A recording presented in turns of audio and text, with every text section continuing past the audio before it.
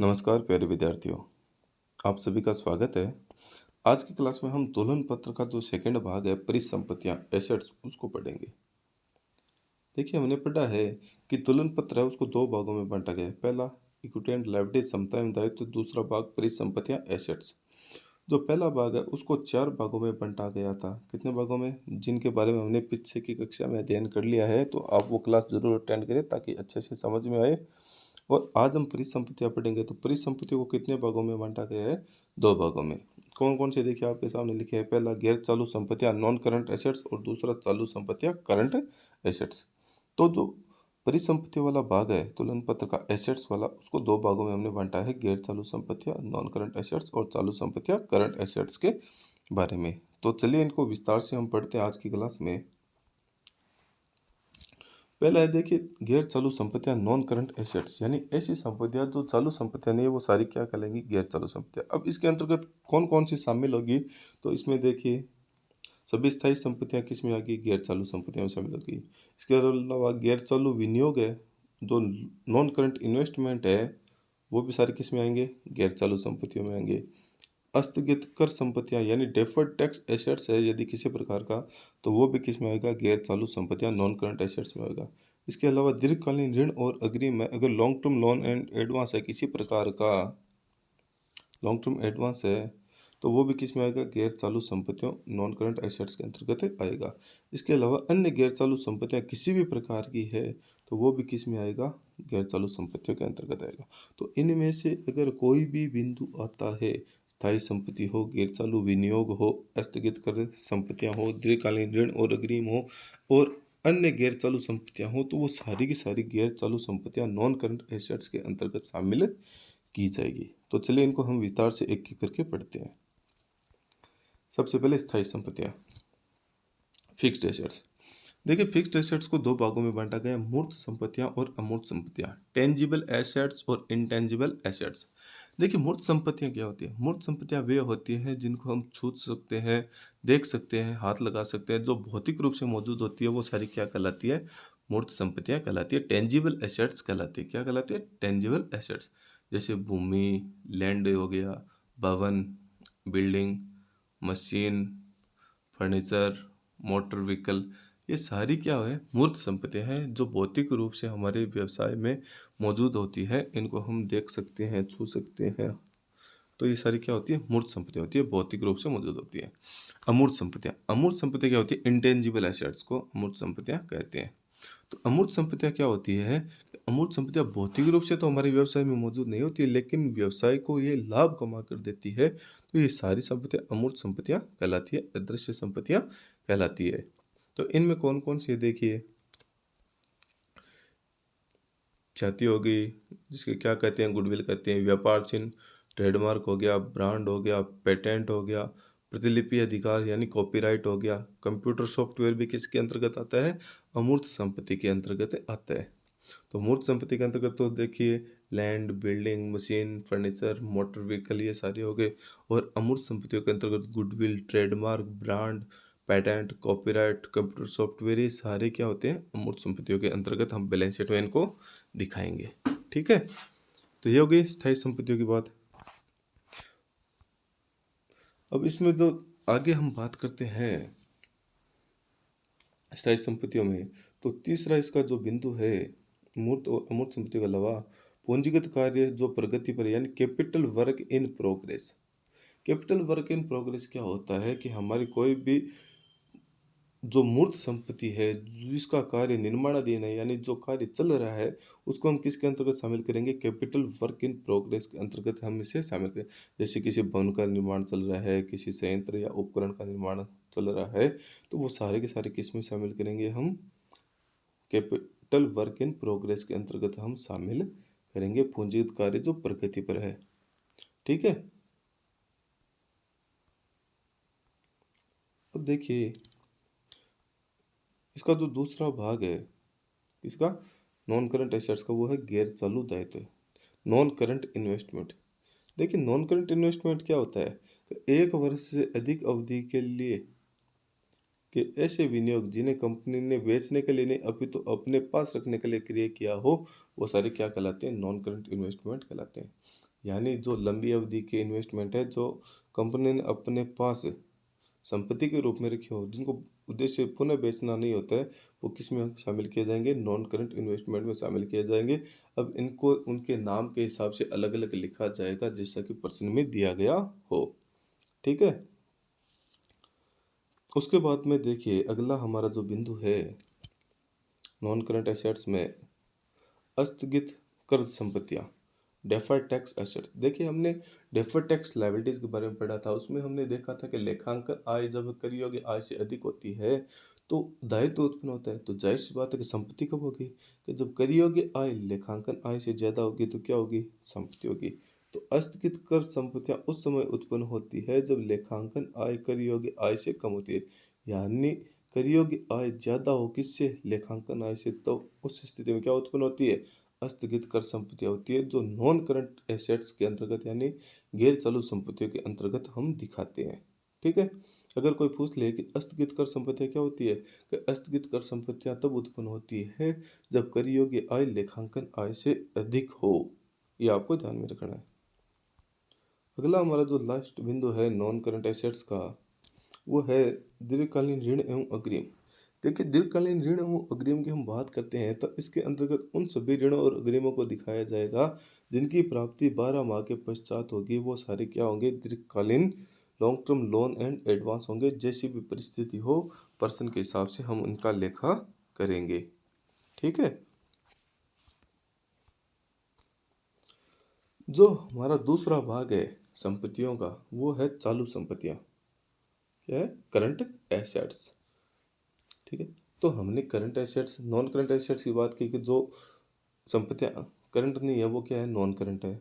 तो current assets क्या होती है, तो करंट एसेट्स ऐसी संपत्तियों को कहा जाता है जो सामान्य व्यापार के संचालन में काम आती है और जिनको 12 माह के अंदर नकद में परिवर्तित कर लिया जाता है या वसूल कर लिया जाता है, तो वो सारी क्या कहलाती है, चालू संपत्तियां करंट एसेट्स कहलाती है। तो क्या लिखा है कि वे संपत्तियां जिन्हें सामान्य संचालन चक्र में अथवा स्थिति विवरण की तिथि से 12 माह के अंदर वसूल होने की संभावना है, वो सारे करंट एसेट्स चालू संपत्तियां कहलाती है। ठीक है। अब इसके अंतर्गत कौन कौन सी शामिल होती है वो हम देखते हैं। जैसे हमने ऊपर देखा कि जो नॉन करंट एसेट्स है उसमें क्या क्या शामिल होता है वो हमने देख लिया। तो करंट एसेट्स के अंतर्गत क्या क्या शामिल होता है, तो पहला चालू विनियोग, करंट इन्वेस्टमेंट किस में आएगा, करंट एसेट्स में आएगा। स्कंद स्टॉक रहत या इन्वेंट्रीज, स्टॉक अंग्रेजी में क्या कहेंगे, इन्वेंट्रीज कहेंगे, तो ये भी किस में आएगा, करंट एसेट्स में आएगा। व्यापारिक प्राप्य ट्रेड रिसीवेबल ये भी इसी में आएगा। नगद एवं नगद तुल्य कैश एंड कैश इक्विवेलेंट्स ये भी इसी में आएगा। अल्पकालीन ऋण एवं अग्रिम अगर किसी प्रकार का शॉर्ट टर्म लोन और एडवांस है तो वो भी किस में आएगा, करंट एसेट्स में आएगा। और अन्य चालू संपत्तियां अदर करंट एसेट्स अगर किसी प्रकार की है तो वो सारी की सारी किस में आएगी, करंट एसेट्स के अंतर्गत आएगी। तो इनमें से अगर कोई भी मद आती है, चाहे वो चालू विनियोग हो, स्टॉक हो, व्यापारिक प्राप्य हो, कैश एंड कैश इक्विवेलेंट हो, अल्पकालीन ऋण एवं अग्रिम हो, अन्य चालू संपत्तियां हो, तो वो सारी करंट एसेट्स के अंतर्गत हमें दिखानी है। तो चलिए इनको हम एक एक करके देख लेते हैं। देखिए सबसे पहले चालू विनियोग, करंट इन्वेस्टमेंट। तो करंट इन्वेस्टमेंट क्या होता है कि इसमें सभी विनियोगों को शामिल किया जाएगा जिन्हें 12 माह की अवधि में पुनः नकद में परिवर्तित किया जाना है। यानी अल्पकालीन जो विनियोग है जिनको 12 माह की अवधि में हम नकद में परिवर्तित कर लेंगे, वो सारी विनियोग क्या कहलेंगे, करंट इन्वेस्टमेंट कहलाएंगे और उनको हम किस में दिखाएंगे, करंट एसेट्स के अंतर्गत दिखाएंगे। नंबर 2 स्कंद। देखिए स्कंद यानी इन्वेंट्रीज, इन्वेंट्रीज के अंतर्गत देखिए रॉ मटेरियल हो गया, वर्क इन प्रोग्रेस हो गया, फिनिश्ड गुड्स हो गया, स्टॉक इन ट्रेड हो गया, लूज टूल्स हो गए। देखिए लूज टूल्स भी किस में आता है, स्टॉक के अंतर्गत आता है, स्टोर एंड स्पेयर्स। तो ये सारे किस में आएंगे, इन्वेंट्रीज के अंतर्गत शामिल होंगे। कौन कौन से, raw material, work in progress, finished goods, stock in trade, loose tools, store and spare parts आदि को शामिल किया जाता है, किसमें, स्कंद में शामिल किया जाता है। और स्कंद किसके अंतर्गत आता है, करंट एसेट्स के अंतर्गत आता है। ठीक है। आगे देखिए व्यापारिक प्राप्य, ट्रेड रिसीवेबल। तो ट्रेड रिसीवेबल में क्या आता है कि देनदार और प्राप्य बिल यानी बिल्स रिसीवेबल को शामिल किया जाता है कि देनदार को और BR को दोनों को जोड़ दिया जाता है तो वो क्या कहलाएगा, व्यापारिक प्राप्य ट्रेड रिसीवेबल कहलाएगा। और ट्रेड रिसीवेबल किसके अंतर्गत आता है, करंट एसेट्स के अंतर्गत आता है। तो इनको हम दिखाते हैं। अगला हमारा बिंदु है वो आता है करंट एसेट्स में नगद एवं नगद समतुल्य कैश एंड कैश इक्विवेलेंट्स। तो इसके अंतर्गत देखिए बैंक शेष हो गया, नगद शेष हो गया, कैश बैंक बैलेंस हो गया, कैश बैलेंस हो गया, हस्ताक्षर चेक एवं ड्राफ्ट चेक एवं ड्राफ्ट ऑन हैंड, यानी जैसी भी स्थिति पर्सन में दी गई है उसके हिसाब से जो भी नगद तुल्य है उसको हम कैश एंड कैश इक्विवेलेंट्स में दिखाएंगे। ठीक है। और नगद एवं नगद समतुल्य जो कैश एंड कैश इक्विवेलेंट्स है वो किस में आएगा, करंट एसेट्स के अंतर्गत आएगा। अगला हमारा क्या बिंदु है, अल्पकालीन ऋण एवं अग्रिम। अगर किसी प्रकार का अल्पकालीन ऋण एवं अग्रिम है तो उसको भी हम करंट एसेट्स के अंतर्गत दिखाएंगे। और हमारा जो अंतिम बिंदु है अन्य चालू संपत्तियां, अदर नॉन करंट एसेट्स, इसके अंतर्गत देखिए क्या क्या शामिल किया जाएगा। अदर नॉन करंट एसेट्स में पहला पूर्वदत्त व्यय या अग्रिम व्यय, प्रीपेड एक्सपेंसेस, किस में शामिल होगा, इसमें। अदर करंट, देखिए अदर नॉन करंट मैंने लिख दिया, ये नॉन हटा देना भी। अदर करंट एसेट्स है सिर्फ अन्य चालू संपत्ति है, इस नॉन को हटा देना। दूसरा अग्रिम कर, हम यदि हमने किसी प्रकार का एडवांस टैक्स चुका दिया है तो वो भी किस में आएगा, अदर करंट एसेट्स में आएगा, अन्य चालू संपत्ति में होगा। इसके अलावा निवेश पर उपार्जित ब्याज, यदि हमने कहीं पर निवेश कर रखा है कंपनी ने और उस निवेश पर ब्याज उपार्जित हो गया है, एक्रूड हो गया है, तो वो भी किस में आएगा, अन्य चालू संपत्तियों के अंतर्गत इंटरेस्ट एक्रूड ऑन इन्वेस्टमेंट आएगा। आपूर्तिकर्ताओं को अग्रिम, यदि हम मान्य सप्लायर्स को किसी प्रकार का एडवांस दिया है तो वो भी किसके अंतर्गत आएगा, अदर करंट एसेट्स के अंतर्गत आएगा। और अदर करंट एसेट्स किस में आता है, करंट एसेट्स के अंतर्गत आता है। तो इस प्रकार से हमने जो हमारी संपत्तियों का भाग नंबर 2 है उसके बारे में पढ़ा कि इसके अंतर्गत दो भाग हम पढ़ते हैं। पहला है वो नॉन करंट एसेट्स गैर चालू संपत्तियां हैं और दूसरा भाग करंट एसेट्स चालू संपत्तियां हैं, जिसके अंतर्गत जो विभिन्न उपशीर्षक है उनके बारे में भी हमने पढ़ा कि इनको विभिन्न उपशीर्षकों में या विभिन्न भागों में बांटा गया है, जिनमें कौन कौन सी मदें शामिल की जाती हैं उनके बारे में हमने विस्तार से आज की क्लास में पढ़ लिया। इसके अलावा जो अंत में हम एक और देख लेते हैं बिंदु, आकस्मिक दायित्व, कंटिजेंट लायबिलिटीज। देखिए आकस्मिक दायित्व क्या होता है, आकस्मिक दायित्व वे दायित्व होते हैं जो निश्चित नहीं है लेकिन भविष्य में किसी घटना पर घटित होने के कारण उत्पन्न हो सकते हैं, तो वो सारे क्या कहलाते हैं, आकस्मिक दायित्व कहलाते हैं।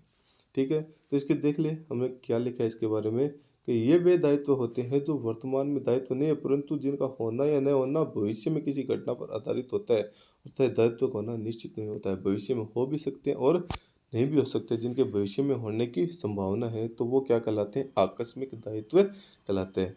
तो आकस्मिक दायित्व के बारे में ये कहा जाता है कि इनकी राशि है वो चिट्ठे के योग में शामिल नहीं की जाती, बल्कि जो आकस्मिक दायित्व है कंटिजेंट लायबिलिटीज है उनको चिट्ठे के नीचे नोट्स टू अकाउंट में दिखाया जाता है। ये आपको ध्यान रखना है कि जो आकस्मिक दायित्व है कंटिजेंट लायबिलिटीज है उनको हम चिट्ठे में कहीं नहीं दिखाते, उनको हम चिट्ठे के नीचे नोट्स टू अकाउंट्स में दिखाते हैं, नीचे विवरण में दिखाते हैं।